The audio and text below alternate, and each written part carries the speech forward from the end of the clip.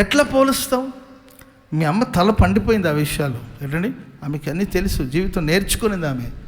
So ఆమెకు ఆ పరిపక్వత వచ్చింది కాబట్టి అమ్మ ఆ హోదా, ఆ హుందాతనం వేరుగా ఉంటుంది.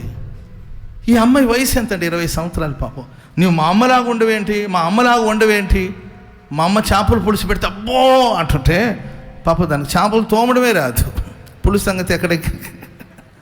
అర్థమవుతుందండి నేను చెప్పేది? ఇట్లా పోల్చకూడదు. జెరుబ్బాబెలు దగ్గర ఏంటంటే పోలుస్తున్నారు. అప్పుడు జెరుబ్బాబెలు మనసులో అధైర్యం వచ్చేసింది.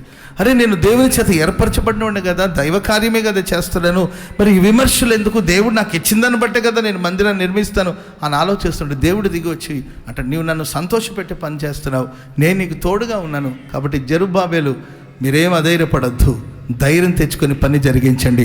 మందిరాన్ని నేను మహిమతో నింపబోతున్నాను, మందిరాన్ని మహిమతో నింపబోతున్నాను, మహిమతో నింపబోతున్నాను.